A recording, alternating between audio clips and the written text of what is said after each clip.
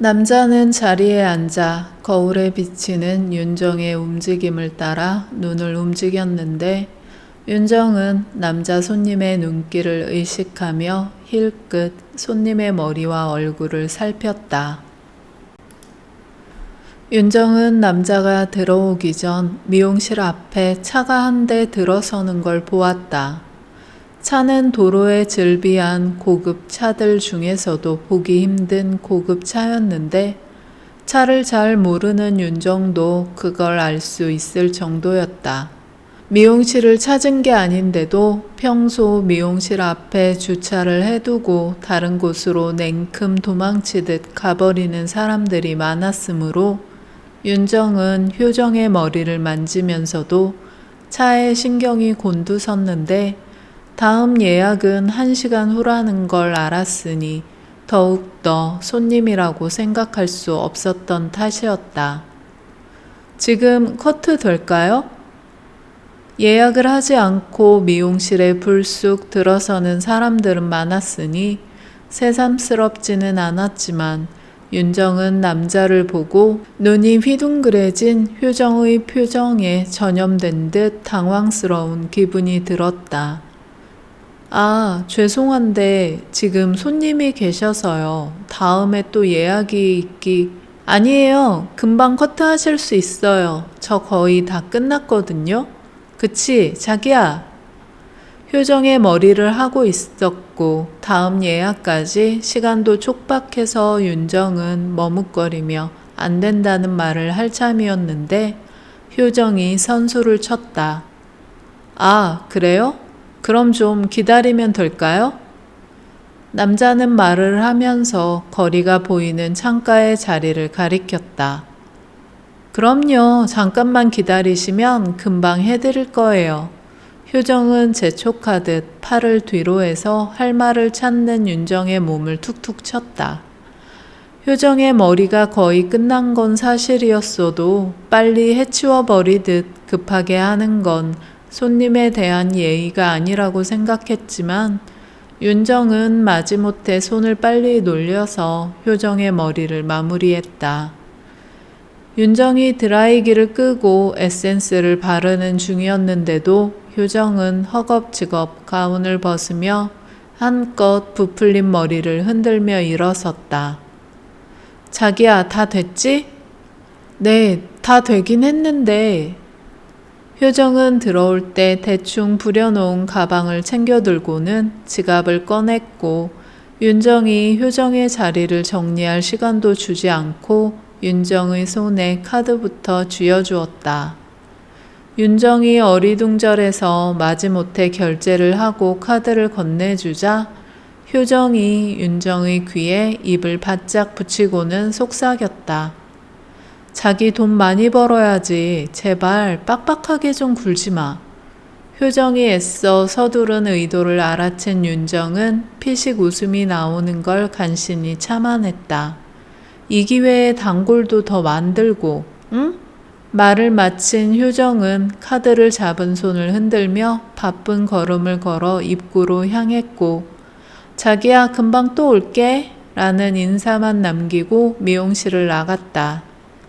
윤정은 효정의 뒷모습을 보다가 자신에게 기대에 찬 눈길을 돌리는 남자 손님을 자리로 안내하고는 커트를 할 준비를 시작했다. 남자는 자리에 앉아 거울에 비치는 윤정의 움직임을 따라 눈을 움직였는데 윤정은 남자 손님의 눈길을 의식하며 힐끗 손님의 머리와 얼굴을 살폈다. 머리를 하기 위해 윤정이 손님의 얼굴과 머리 상태를 보는 건 이상하지 않았다. 얼굴형과 이목구비에 따라 커트의 방향을 잡아야 하고 똑같은 스타일의 머리라고 해도 얼굴에 맞춰서 커트를 달리해야만 하니까. 하지만 윤정이 남자 손님의 머리를 주의 깊게 살피지 않아도 알아채기 어렵지 않았던 건 손님의 머리는 굳이 지금 커트나 그 외의 손질이 필요치 않은 머리였다는 것이다. 제가 보기에는 지금 굳이 커트나 다른 손질이 필요 없으실 것 같아요. 효정이 있었다면 고지식하다고 윤정을 타박할 일이었지만 윤정으로서는 어쩔 도리가 없었다. 손님의 머리는 펌이 잘 되어 있었고 커트를 한 건 채 2주를 넘기지 않았을 가능성도 많았다. 심지어 아주 솜씨 좋은 미용사의 손길이 느껴지기도 했다.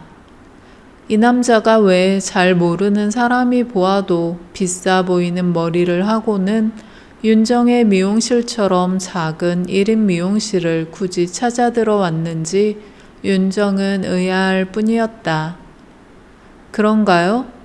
제 느낌에는 머리가 지저분한 것처럼 너무 거슬려서요. 제가 크게 바라는 건 아니고 그냥 살짝 정리만 해주는 식으로 해주시면 될 것 같은데 안 될까요? 윤정은 손님의 머리를 만지며 잠깐 고민에 빠졌다. 머리에 대한 건 개인적인 것이니 남이 보기에 나무랄 데 없다고 해서 문제가 해결되는 것은 아니었다. 윤정으로서는 이해하기 어렵긴 했지만 손님이 거슬린다고 느낀다면 그게 맞는 거라고 윤정은 스스로를 설득했다. 솔직히 윤정이 보기에는 손님이 불필요하게 시간과 돈을 낭비하고 윤정은 어부지리를 얻는 기분이었지만 본인이 불편하다는데 윤정이 뭐 어쩔 것인가? 그럼 진짜 살짝 손만 대는 정도로 할게요. 괜찮으시겠어요? 네, 좋습니다. 윤정의 말이 끝나기 무섭게 남자는 시원하게 대답하며 고개를 크게 주걱거렸다. 손님이 활짝 웃는 것을 보며 윤정이 불편한 마음 한편에는 손님이 마음을 바꾸어 주었으면 싶기도 했고 다른 쪽의 마음은 어쨌든 손님의 거슬리는 부분을 해소해 준다는 건 좋은 일이라고 주장하고 있었다. 여기가 1인 미용실이죠? 네, 가능하면 예약 손님만으로 운영하니까요. 윤정은 입꼬리와 눈동자를 동시에 올려서 거울에 비치는 자신을 주의 깊게 살피듯 보는 손님의 시선을 애써 외면했다. 윤정이 미용실을 운영했던 길다면 긴 세월 동안 윤정에게 남자 손님과 관련해서 별일이 있었던 건 아니었지만 남자 손님과 단둘이 있는 건 늘 긴장되는 일이었다. 손님의 머리에 열중하다 보면 긴장감은 곧 사라졌지만 여자가 도저히 감당해낼 수 없는 힘을 가진 낯선 남자와 고립된 공간에 있다는 걸 윤정은 결코 적응할 수 없었고 앞으로도 그럴 것이다. 윤정은 이혼 후 손님이 얘기를 시작하면 특히 더 긴장되기 시작했다. 날씨나 사람들이 다 아는 루머같이 사소한 얘기를 주고받는 거야 괜찮지만 신변에 대한 얘기로 화제가 올라갈 때는 등줄기가 뻣뻣해질 정도였다. 아이나 남편, 결혼 생활 같은 남들은 소소하다고 할 만한 얘기를 꺼내놓아야 할 수도 있었는데 윤정은 이혼 전에도 남편은 물론 아이들에 대한 화제를 입에 올리는 것도 편한 적이 없었다. 윤정이 자기 얘기를 다 하는 건 오직 효정뿐이었는데 그건 효정과 쌓은 세월이 있고 효정 자신이 자신을 망한 인생 외길 50년이라고 자랑하듯 떠드는 타입이었으니 윤정도 덩달아 거리낌이 없어졌던 때문이었다. 이런 효정을 제외하면 차라리 정치 얘기나 종교 얘기가 더 낫다고 느낄 정도로 윤정은 다른 누구와도 자기 얘기를 꺼려했고 그래서 손님들에게도 무슨 일을 하는지, 결혼을 했는지, 아이는 있는지 같은 질문은 절대 하지 않았다. 자기가 하기 싫은 얘기는 남도 그럴 것이라고 짐작했기 때문이었다. 솜씨가 좋으신가 봐요. 이런 작은 미용실은 단골이 많아야 유지가 되는 거 아닌가요? 그렇죠. 단골 손님들이나 단골분들이 소개해서 아름아름 찾아오시는 분들이 꽤 많죠. 근처에 미용실이 많던데 미용실이 새로 생기면 걱정 안 되세요? 아니요, 그보다는 근처 미용실이 문을 닫을 때가 더 걱정이 되죠. 남일 같지가 않으니까요. 손님은 이런 식으로 윤정의 일에 대해 애두르듯 물어왔다. 진짜 관심이 있기 때문인지는 알 수 없지만 윤정의 사생활에 대해 털어놓아야 할 일은 없었으니 마음이 편해져서 윤정은 부담 없이 이런저런 얘기를 할 수 있었다. 머리를 가볍게 다듬고 감겨주기까지 했는데도 윤정이 거울 위에 달린 시계를 확인했을 때 시간은 30분 정도가 흐른 상황이었고 다음 예약 손님을 기다리게 하지는 않을 것 같아서 윤정이 마음을 놓자 표정은 편해졌다.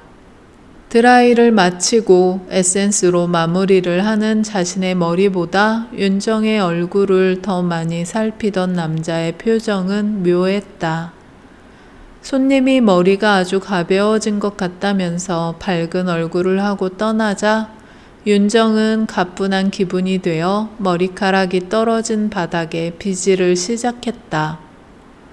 남자는 주차한 차를 솜씨 좋게 골목에 도로로 올려놓으면서 핸들을 잡지 않은 손으로 자신의 머리 깊숙이 손을 밀어 넣은 상태로 빗질을 하는 윤정의 모습에서 눈길을 떼지 않았다.